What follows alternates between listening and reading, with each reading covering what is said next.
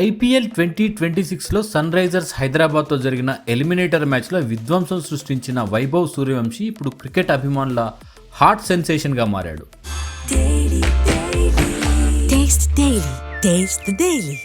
ఏ నోట విన్నా వైభవ్ డిస్ట్రక్షన్ గురించే చర్చ జరుగుతోంది.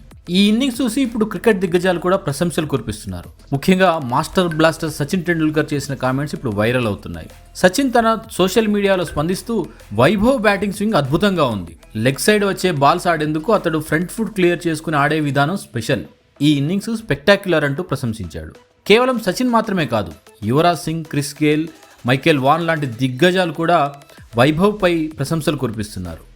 ఈ మ్యాచ్తో ఒకే ఐపీఎల్ సీజన్లో అత్యధిక సిక్స్లు కొట్టిన ఆటగాడిగా కూడా వైభవ్ రికార్డు సృష్టించాడు.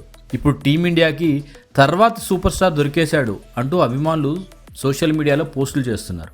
ఒక విషయం మాత్రం స్పష్టం, ఈ 15 ఏళ్ల కుర్రాడు ఇప్పటికే భారత్ క్రికెట్లో నెక్స్ట్ బిగ్ స్టార్ ప్లేయర్గా మారిపోయాడు.